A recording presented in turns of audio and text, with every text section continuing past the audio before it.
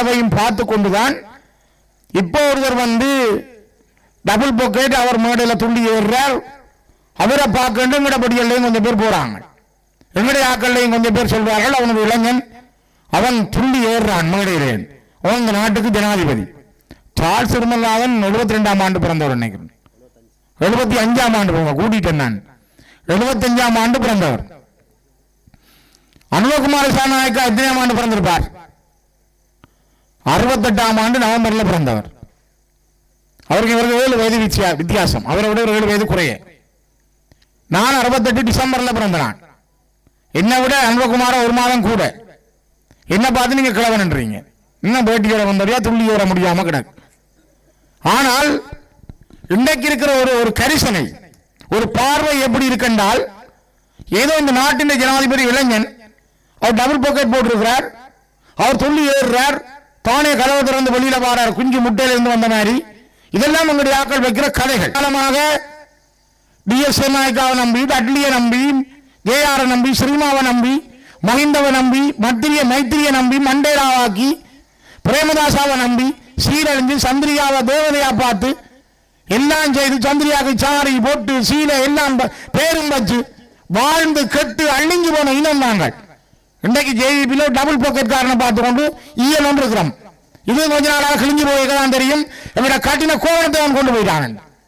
கொழும்புல நடந்த குண்டுவெடிப்புகளுக்காக கொச்சிக்கடை குண்டுவெடிப்புக்கு கருதினால் கலைக்கிறார். நான் பார்லிமெண்ட்ல கேட்டேன், நீங்க அதுக்காக கலைக்கிறீங்க. இன்றைக்கு எத்தனை லட்சம் பேர் செத்தார்கள் இறுதி யுத்தத்தில். இந்த கருதினால் நீங்கள் வாய் திறந்தீங்களா? அவருக்கும் தமிழ் தெரியும். ஆனால் இந்த தமிழ் மக்களுக்காக இறுதி வரை தன்னுடைய உயிர் உள்ளவரை போராடியவர் எங்களுடைய பேராயர் ராயபிரியோசப் அவர்கள். இது இலங்கைக்கு ஒரு பெரிய பிரச்சனை. சிங்கள பேரினவாதம் ஒரு காலமும் தமிழர்களுக்காக எதுவும் செய்ய தயாரில்லை. நாங்கள் அவர்களுடன் சேர்ந்து பயணிப்பதால் என்ன பலன் என கிளிநொச்சி மாவட்ட நாடாளுமன்ற உறுப்பினர் சிவஞானம் ஸ்ரீதரன் கேள்வி எழுப்பியுள்ளார். மன்னார் அடம்பனில் முன்னாள் பாராளுமன்ற உறுப்பினர் சார்ல்ஸ் நிர்மலநாதன் ஏற்பாடு செய்த மக்கள் சந்திப்பு நேற்று மாலை இடம்பெற்றது. இதன்போது கலந்து கொண்டு உரை நிகழ்த்துகையில் அவர் இவ்வாறு தெரிவித்தார். அவர் மேலும் தெரிவிக்கையில், இந்த ஊராட்சி மன்ற தேர்தல் ஒரு கிராமத்தில் 2 கிராமங்களை இணைத்து ஒரு வட்டார ரீதியாக ஒரு பிரதிநிதியை தெரிவு செய்வது.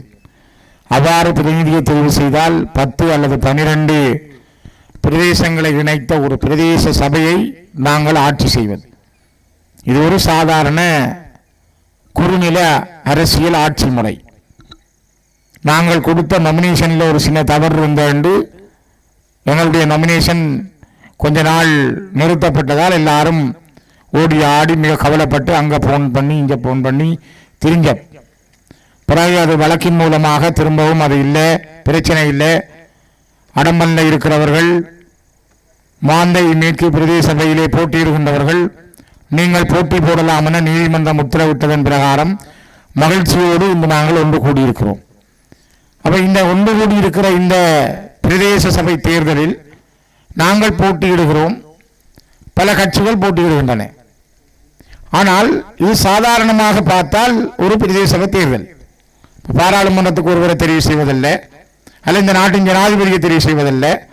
சாதாரணமாக ஒரு உள்ளூரில் இருக்கிற இந்த இடத்துக்கான ஒரு பிரதிநிதியை வெள்ளி எண்ணெயை தெரிவு செய்கிறதோ அல்லது இதில் இருக்கிற நான் போர்டுகளை பார்த்தேன், அதில் இருக்கிறவர்கள் நீங்கள் யாரையோ தெரிவு செய்கிற ஒரு தேர்தல் தான் இந்த தேர்தல். தென்னிலங்கையில் இருக்கிற கட்சிகள் என்ன நினைக்கிறார்கள் என்றால், இல்லை நீங்க அப்படி யாரையும் தெரிவு செய்யக்கூடாது. நீங்க உங்களோட ஊரில் இருக்கிற தமிழ் தேசியத்தை விரும்புகின்ற, இனத்தை நேசிக்கின்ற, இனமானமுள்ள யாரையும் நீங்க தெரிவு செய்யக்கூடாது. நாங்க தென்னிலங்கையில் இருந்து கொண்டு ஓடர் போடுவோம். எங்களுக்கு கீழே இயங்கக்கூடிய சில அல்லக்கைகள் அல்ல சில்லறைகள் இருப்பார்கள், அவர்களை மட்டும்தான் நீங்க தெரிவு செய்வோம். தெரிவு செய்தால் நாங்க அப்புறம் அவர்களை வச்சு உங்களை எப்படி அப்படி அமர்த்தி வச்சிருக்கலாம் என்ற வேலையை நாங்கள் செய்வோம். இதுதான் தென்னிலங்கையில் இருக்கிற அனைத்து கட்சிகளுடைய தூர பார்வையும் நீண்ட கால செயல்பாடும்.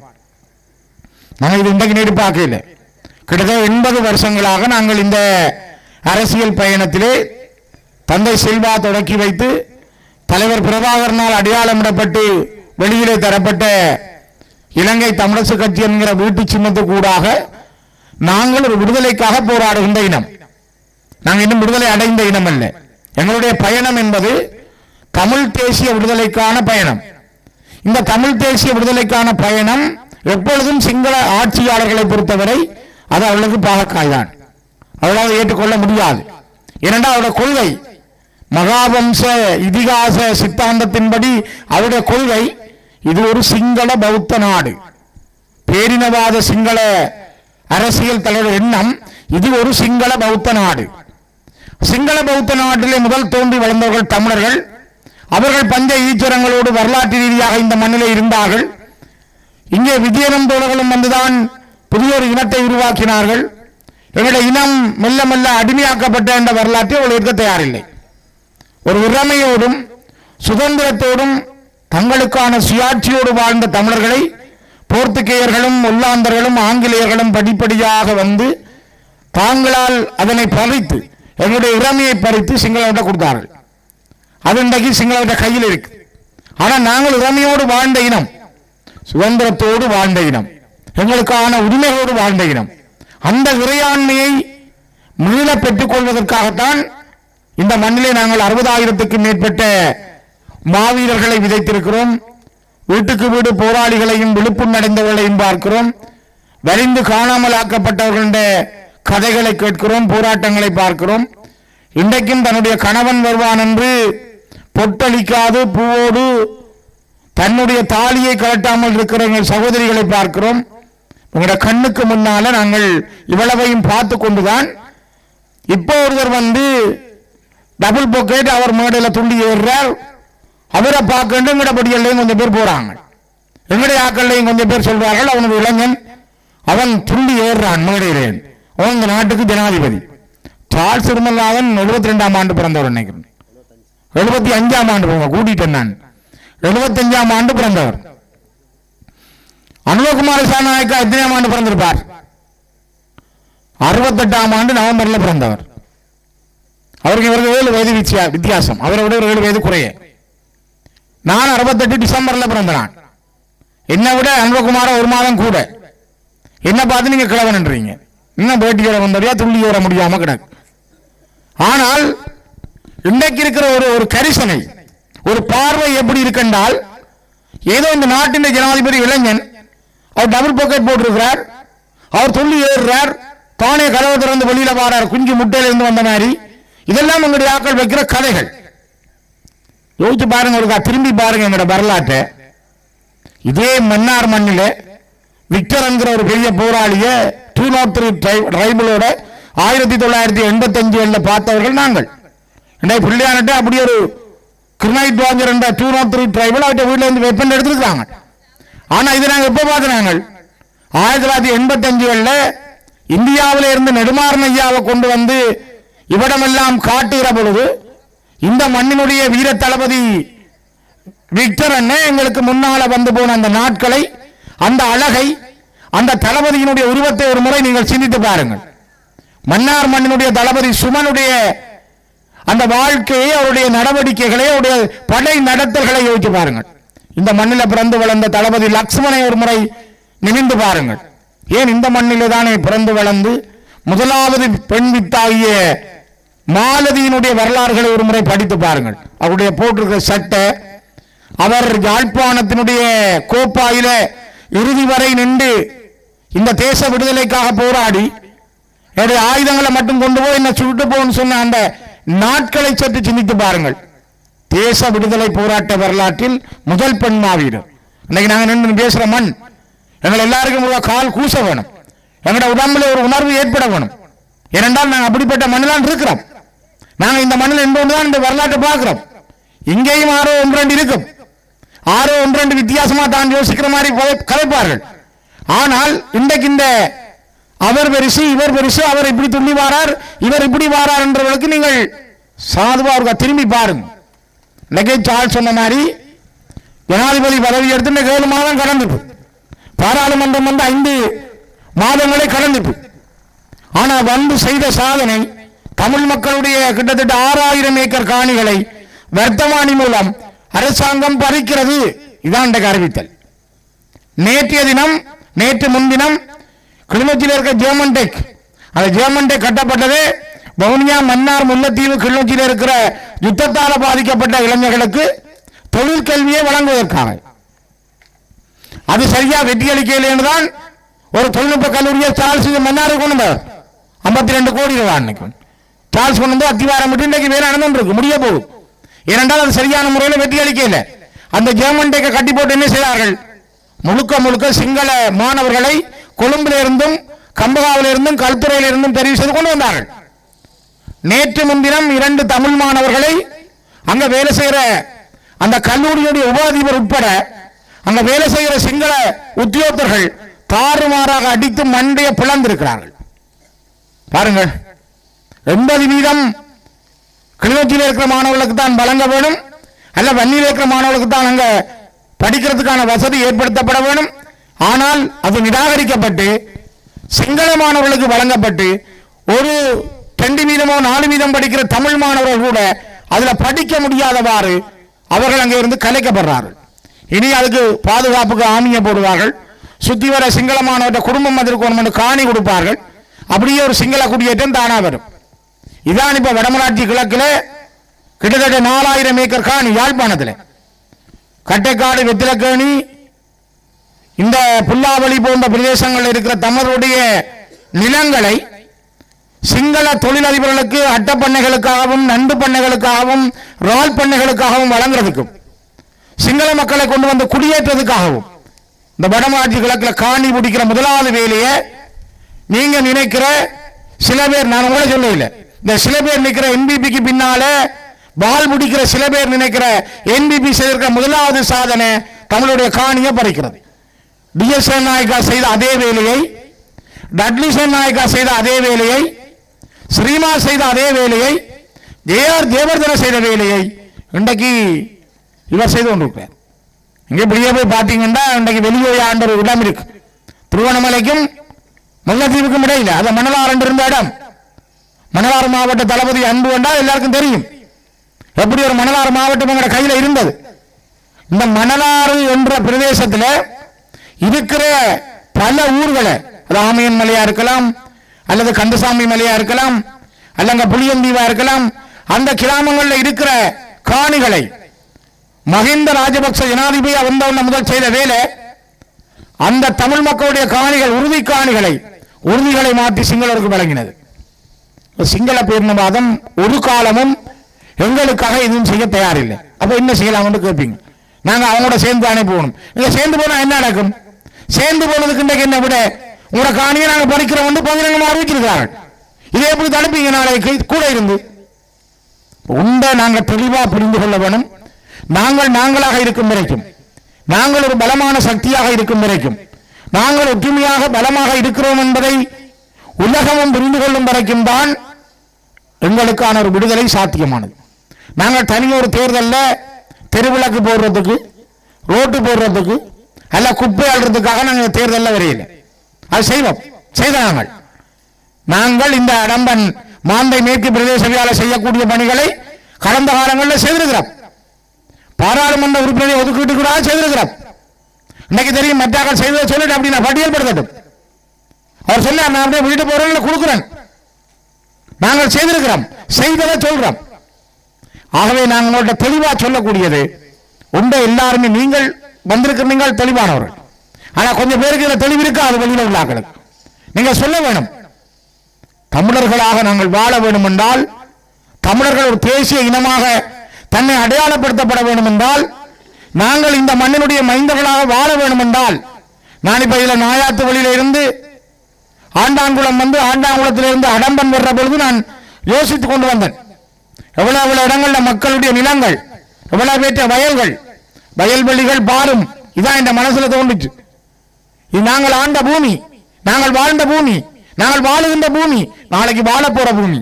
இதுக்கு கூட இன்றைக்கு நாங்கள் முடியுமா என்று நினைக்கக்கூடிய அளவுக்கு எங்கள் மீதான அடக்குமுறைகள் அதிகரிக்கப்பட்டிருக்கிறது. அரசாங்கத்துக்கு 2 பிரச்சனை இருக்கு, நீங்க ஒன்றை புரிஞ்சு கொள்ளுங்க. ஒன்று, இன்றைக்கு உலகத்தில் இந்த அரசாங்கத்துக்கு இருக்கிற நெருக்கடி தமிழர் தரப்பால ஜெனீவாவில் கொண்டு வரப்பட்டிருக்க தீர்மானம். ஜெனீவாவில் கொண்டு வரப்பட்ட தீர்மானம் என்பது தமிழர்கள் மீது இனப்படுகொலை புரியப்பட்டிருக்கிறது. தமிழர்கள் போர்க்குற்றங்களுக்கு உள்ளாக்கப்பட்டிருக்கிறார்கள். அவர்களுக்கு உணவு அனுப்பாமல் கொல்லப்பட்டிருக்கிறார்கள். 4 லட்சத்துக்கும் மேற்பட்ட மக்கள் இருந்த பொழுது 70,000 பேருக்கு தான் உணவு அனுப்பப்பட்டது. குழந்தைகள் கொத்து குண்டுகளுக்கும் கொத்தணி குண்டுகளுக்கும் பொஸ்பரஸ் குண்டுகளுக்கும் அளிக்கப்பட்டிருக்கிறார்கள். இது உலகம் ஏற்றுக்கொண்டிருக்கிறது.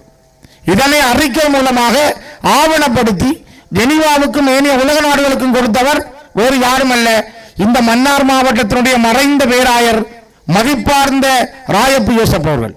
அரசியல் கட்சி ஒன்றும் கொடுக்கல, நாங்க கொடுக்கல, நாங்க சாட்சியம் அளிக்கல. செய்தது பேராயர், ஒரு மத தலைவர். அவர் அரசியல்வாதி அல்ல.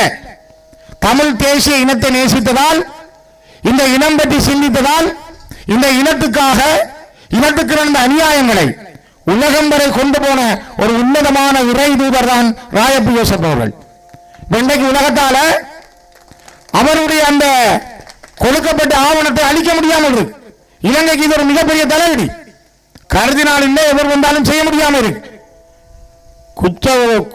கொழும்பில் நடந்த குண்டுவெடிப்புகளுக்காக கொச்சிக்கடை குண்டுவெடிப்புக்கு கருதினால் கலைக்கிறார். நான் பார்லிமெண்ட்ல கேட்டேன், நீங்க அதுக்காக கலைக்கிறீங்க.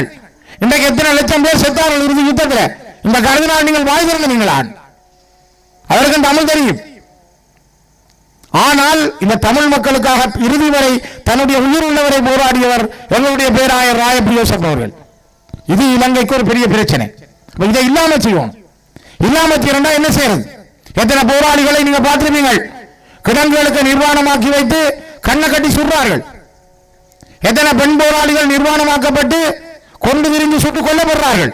சேனல் போர் வெளியிடுது. நீங்க எல்லாரும் பார்த்திருப்பீங்க, பார்த்து இருக்கிறீங்க. இதுக்கு பிறகு எங்களுடைய போய் ஒரு சிங்களத்துக்கு வாக்களிக்கிறேன்னா என்ன மனநிலை? அதை எப்படி நாங்கள் சொல்றது? நாங்கள் இவ்வளவு நடந்த பிறகு இதை மறைக்கணும் என்றால், இப்ப இருக்கிற இலங்கையினுடைய அரசு நினைக்குது தமிழ் மக்கள் எங்களோட இருக்கிறார்கள் காட்டணும். அதான் அவருடைய இருக்கிற நூதனமான ஒரு நவீன யுத்த முறை. ஒரு யுத்தம் முடிஞ்சது, ஆயுத யுத்தம் முடிஞ்சது. பிறகு நடந்த அமைதி வழி காலத்தை நாங்கள் மெல்ல மெல்ல அளிக்கப்பட்டோம். இப்ப எங்கள்கிட்ட ஒரு நவீன யுத்த முறை ஒன்று நடைமுறைப்படுத்தப்பட்டிருக்கு. அது நூதனமா எப்படி நடக்கும் என்றால், ஆசை வார்த்தைகளுக்கு கூடாக நீங்க தமிழாக்கள் வாங்க, நாங்கள் உங்களுக்கு என்ன, நீங்களும் நாங்களும் சம உரிமை. சம உரிமை என்றா என்ன? எந்த வீட்டுல டிவி இருந்தா உங்களை விட்டே இருக்கும். எனக்கு 10,000 சம்பளம்னா உங்களுக்கு 10,000 சம்பளம். எல்லாரும் சமனா வாழ்ற வாழ்க்கை முறை. உங்களோட கார் இருந்தா என்னையும் இருக்கும். இது ஒடுக்குமுறைக்கு எதிரான சம உரிமை அடிப்படையில் நாங்கள் வாழ்றது. ஆனா ஒரு இன ரீதியான பிரச்சனை என்பது என்ன? நான் ஒரு தமிழ் தேசிய இனம். நான் இந்த மண்ணிலே ஆண்டாண்டு காலம் தோன்றி வளர்ந்த இனம், இளமையோடு வாழ்ந்த இனம், சுதந்திரத்தோடு இருந்த இனம். என்னுடைய உரிமையும் சுதந்திரமும் பறிக்கப்பட்டிருக்கு. அதை நான் மீளப்பெற போராடுகிறேன். அப்ப எங்களை அந்த போராட்டத்தில் இருந்து திசை திருப்ப வேண்டும் என்றால், இலங்கை அரசாங்கம் கையாளக்கூடிய ஒரே ஒரு யுக்தி முறை தமிழ் மக்கள் தங்களோடு இருக்கு காட்ட வேண்டும். அவர் சொல்றார்கள், யாழ்ப்பாணத்தில் எங்களுக்கு 3 MP, வன்னியில் எங்களுக்கு 2 MP. இந்த முறை சார்ல்ஸ் வன்னியில கேட்டிருந்தா அவங்களுக்கு 2 வந்திருக்காது. சில மட்டும் ஒன்றுலாம் போயிருப்பாங்க. மட்டக்களப்பு திருவண்ணாமலை அம்பாறையில் தங்களுக்கு 3 MP, எங்கள்கிட்ட 8 பேர் இருக்கணும். தமிழ் மக்கள் எங்களுக்கு 8 பேரை தெரிவு செய்திருக்கணும். யார் சொல்றது? NDP என்ற JVP சொல்லுது. இந்த JVP தான் 1983ஆம் ஆண்டு நடந்த இனக்கலவரத்தின் பொழுது 13 ஆண்டு யாழ்ப்பாணத்தில் செத்ததுக்காக கொழும்புல இருந்து பல இடங்களையும் வாக்காளர் டாப்ப கையில வச்சுக்கொண்டு தமிழர்களை தேடி தேடி வெட்டி தார்பீப்பாக்களை போட்டதும் கொலை செய்த இதே JVP. வெளிக்கடை சிறையில போய் குட்டிமணியில கண்களை தோண்டினது. இதாடா தமிழம் பார்க்க போகுதுன்னு கேட்டு அந்த நீங்க அந்த படத்தை பாத்தீங்கன்னா தெரியும். இதுல பாக்கு வட்டி மாதிரி ஒருத்தர் நிக்கிறார், இந்த தாடியோட, டில்வின் சில்வா. இன்றைக்கு அவர் தான் இந்த NDP செயலாளர், அவர் தான் JVPக்கு செயலாளர். இவங்களை எப்படி எங்களுக்கு சமாதானம் தருவாங்க? இவங்களை எப்படி எங்களுக்கு சம உரிமை தருவாங்க? இவங்களை எப்படி எங்களை இந்த மண்ணில் வாழ விடுவாங்க? நாங்க சிந்திக்க வேணும், நாங்க யோசிக்க வேணும். ஒரு மிக கொடுமையான கொடூரமான பாசிச வெறி பிடித்த JVP தனக்கு ஒரு NDP என்ற முலாம் பூசப்பட்டு இன்றைக்கு முன்னுக்கு வந்திருக்கு. எங்க மக்கள் ஒரு மாயக்கு நிற்கிறார்கள். அழிஞ்ச புறான் யோசிப்போம், அட இவனங்களை அழிக்க வந்தவன், அதுக்கப்புறம் எங்களை எலும்பி நடக்கலாம இருக்கு. அதுதான் நாங்கள் சொல்றோம். இன்றைக்கு இது வேண்டாம், நாங்கள் ஒன்றா இருப்போம். அவங்களோட முகம் மெல்ல மெல்ல தெரிய வருது. நாங்கள் சரியான பாதையில போவோம், ஒன்றா இருப்போம் என்று கேட்கிறோம். எங்களுக்கு 1000 பிரச்சனை இருக்கு, இருக்கட்டும். வீட்டுக்கு அண்ணன் தம்பிக்கு பிரச்சனை இருக்கும், வீட்டுக்கு அப்பா அம்மா பிள்ளைக்கு பிரச்சனை இருக்கும், இருக்கட்டும். அப்புறம் அழைப்போம். ஆனா இப்ப நாங்கள் ஒரு அணியாக, ஒரு கட்சியாக, ஒரு தலைமைத்துவத்துக்கு நாங்கள் ஒன்று சேர முடியவில்லை என்றால், ஒன்றாக இருக்கவில்லை என்றால் எங்களை அழிக்க போறாங்க. நாங்கள் அழிஞ்சு போயிடுவோம். நாளைக்கு நான் நினைக்கிறேன் 10 வருஷத்துல நாங்கள் மாந்தை மேற்குல வந்து அடமல்ல கலைக்கிறதுக்கு எங்களுக்கு தகுதி இல்லாத மனிதர்களாக நாங்கள் மாறுவோம். இதே ஜேவிபி தான் இணைந்திருந்த வடகிழக்கு 2006ஆம் ஆண்டில் வழக்கு போட்டு பிரித்தார்கள். வடக்கு கிழக்கு இணைந்த மாகாணமாக இன்றைக்கு இருந்திருக்கும். இதை பிரிக்கிறாரு இதே சுனில் கந்துநெத்தி, இதே அனுரகுமார சாநாயக்கா, இதே பிமல் ரத்நாயக்கா, இதே சந்திரசேகரன், இதே பிமல் வீரவன்சன். இன்றைக்கு அவர்கள் இன்றைக்கு புனிதர்கள். எங்களுடைய கணவன் சொல்ல அவனும் செய்வாங்க. அவங்க எதை செய்ய போறாங்க யோசிச்சு பாருங்க. நாங்கள் எங்க நிக்கிறோம், எங்களுடைய வாழ்க்கை எப்படி அமைய போகுது. நாங்கள் காலங்காலமாக டிஎஸ்ஏ நாயக்காவை நம்பி, அட்லியை நம்பி, ஜேஆரை நம்பி, ஸ்ரீமாவை நம்பி, மஹிந்தவை நம்பி, மைத்திரியை நம்பி, மண்டேலாவாக்கி, பிரேமதாசாவை நம்பி சீரழிஞ்சு சந்திரியாவை தேவதையா பார்த்து எல்லாம் செய்து சந்திரியாவுக்கு சாரி போட்டு சீலை எல்லாம் பேரும் வச்சு வாழ்ந்து கெட்டு அழிஞ்சு போன இனம் நாங்கள். இன்றைக்கு ஜேவிபியில டபுள் பாக்கெட் காரனை பார்த்துக்கொண்டு ஈயன் ஒன்று இருக்கிறோம். இது கொஞ்ச நாளாக கிழிஞ்சு போயிருக்கதான் தெரியும். என்னோட கட்டின கோவணத்தை அவன் கொண்டு போயிட்டான்.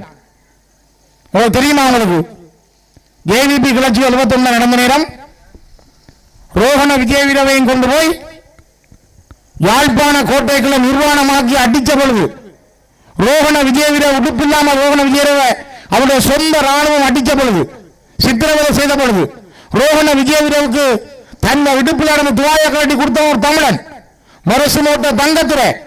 நான் சொல்ற போய் என்ன போய் கேட்டு பாருங்க.